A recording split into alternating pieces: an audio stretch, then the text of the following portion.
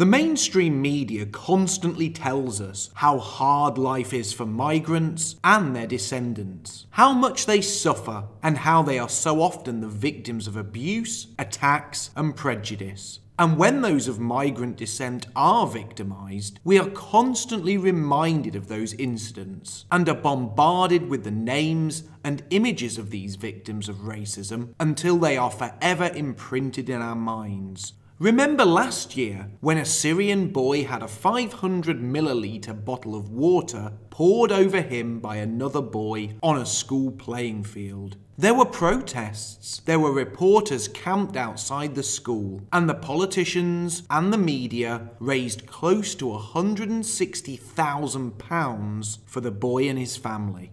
Can you remember Stephen Lawrence? Stephen Lawrence was a black teenager who was stabbed to death in London. He died in 1993, yet the media are still reporting on his murder to this day. The spot where he died is marked with a plaque. His mother, Doreen Lawrence, was made a member of the House of Lords. Her new title is Baroness Lawrence of Clarendon. And last year, on April the 23rd, at a memorial service to mark the 25th anniversary of his death, the Prime Minister, Theresa May, announced that an annual National Day of Commemoration, titled Stephen Lawrence Day, would be held on the 22nd of April every year starting in 2019. But how many of you have heard the name Aaron Dugmore? Aaron Dugmore was just 9 years old when he committed suicide. He hanged himself at just 9 years of age. And why, may you ask? Why would a healthy 9-year-old boy kill himself? Well, I read this from the Daily Mail, and I quote, "A boy of 9 who was found hanged is believed to have killed himself after he was bullied for being white by an Asian gang at school." Aaron Dugmore, thought to be one of the youngest children in the UK to commit suicide, was discovered in his bedroom after being tormented for months, his parents said.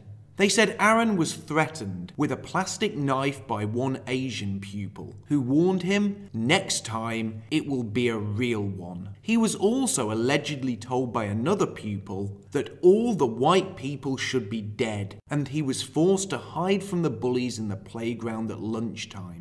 Aaron's mother, Kelly Marie Dugmore, 30, and stepfather Paul Jones, 43, said that despite complaints to the school, nothing was done to stop the bullying. End quote. Oh, and it's worth noting that when the British press use the word Asian, they are usually referring to Muslims. But I am guessing you had never heard of Aaron Dugmore before. The little boy who was bullied until he committed suicide. The little boy who was bullied to death for being white. I wonder if Theresa May will be attending a memorial service for Aaron. I wonder if she will be announcing a National Day of Commemoration in his name. Who am I kidding? Of course she won't. I doubt she has even heard of him, and if she has, I very much doubt she would want to even comment on his death. Because Aaron Dugmore is a victim of multiculturalism. Aaron Dugmore was a little boy who was picked on and driven to suicide because of his race. But as he was white, that doesn't fit the narrative. To the media and the politicians, his death doesn't matter. And anyone that doubts this, anyone that doesn't think I'm telling the truth, please Google it. Type his name into Google and see how many results you get. Then do the same for Stephen Lawrence, and you will see the difference. But let's look more at the case of Aaron Dugmore, because this little boy deserves to be remembered. He deserves to have his story told. Aaron was attending a school in Birmingham, in England. Birmingham, for those who don't know, is a city where white British people are soon going to be a minority, if they aren't already. In fact, white people as a whole may even be a minority there soon. At the last census, which took place in 2011, white British people only made up 53.14% of the population, with the total white population coming in at just 57.93%. Now, there are a couple of important things to remember about census data. Firstly, it always underestimates the demographic problem, as only law-abiding tax-paying citizens take part in the census and fill out the forms. So it doesn't account for those here illegally. So even back in 2011, the demographic situation was probably far worse than the census data showed. Secondly, the census is overseen by the government, who have a vested interest in us not knowing how bad things really are.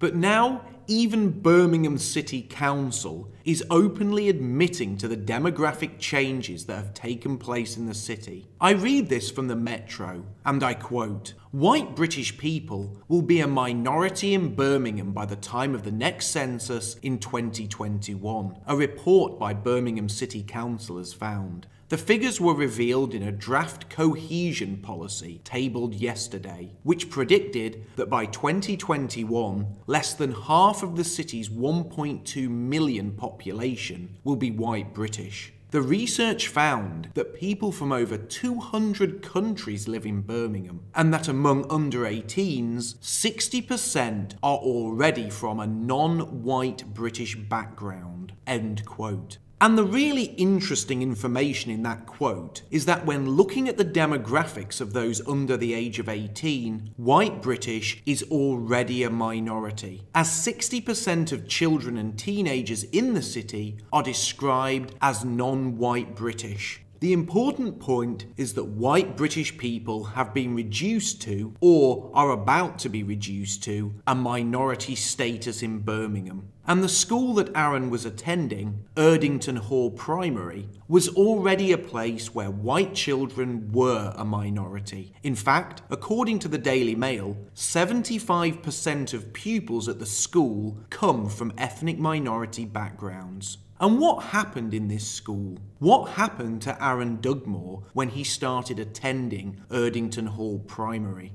Well, I continue to read from the Daily Mail, and I quote, "His mother said she was convinced the taunts led to her son killing himself. Aaron got on with all the children at his last school, and for him to have been bullied because of the colour of his skin makes me feel sick to my stomach," she said. Mr. Jones said that from Aaron's first day of joining the school, he had noticed a change in him. He became argumentative with his brothers and sisters, which wasn't like him at all, he added. Eventually, he told us that he was being bullied by a group of Asian children at school and had to hide from them in the playground at lunchtime. His mother claimed she went to see the head teacher of the school several times, only to be told, "You didn't have to come to this school, you chose to come here." End quote. That little excerpt from the paper was very moving. A schoolboy, aged just 9 years old, hiding in the playground at lunchtime because he was being bullied for being white. And when his mother went to the school to speak to the head teacher, she claimed the response she got was simply that, "You didn't have to come to this school, you chose to come here." How very illuminating.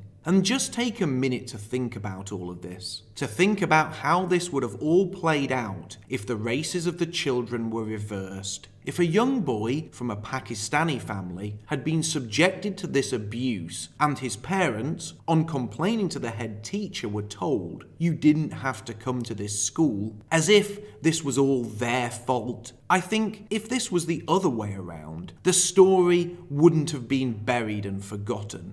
I think if this was the other way around, Theresa May would know the name of the victim. In fact, I think she would have shaken hands with the victim's family. I think the media would have made them famous and raised money for them, and that there would have been plaques and charitable trusts dedicated to remembering the victim.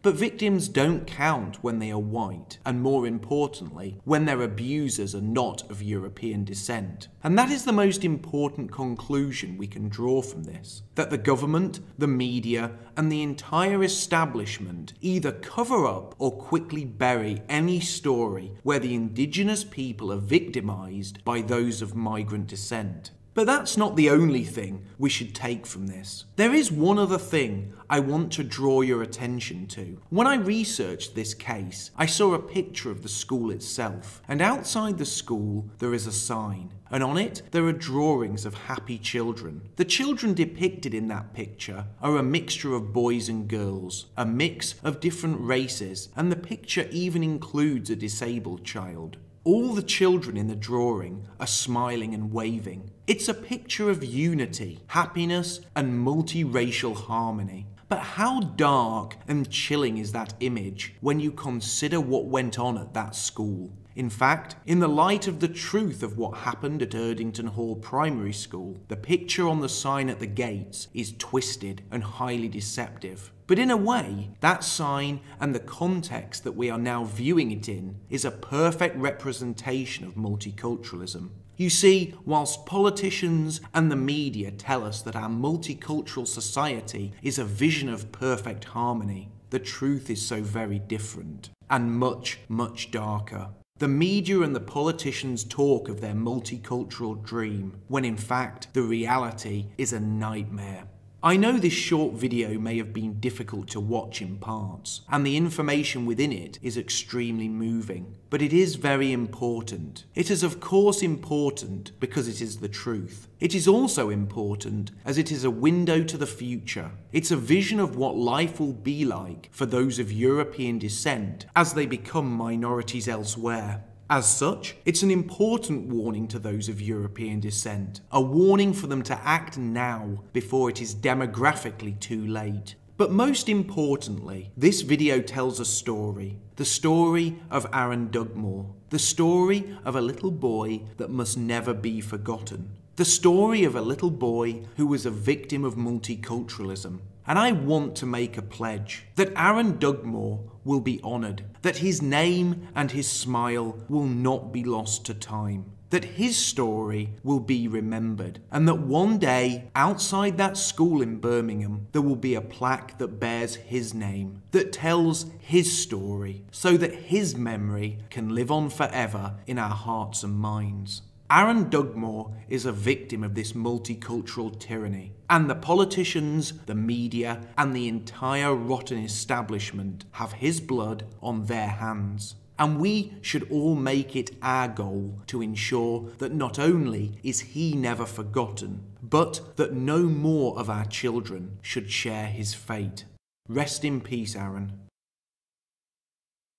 Thank you for listening. If you enjoyed this podcast, please help spread the message by liking and sharing it on social networks. If you want to hear more from me, please hit the subscribe button as new videos are posted every week. You can also read my book, The Fall of Western Man. It's available as a free ebook and in both hardback and paperback, and all the links are in the description below. Finally, if you want to join in the discussion with me, feel free to add me on Facebook and follow me on Twitter. Also, you can now follow me on Gab, Minds and BitChute as well. Everyone's welcome.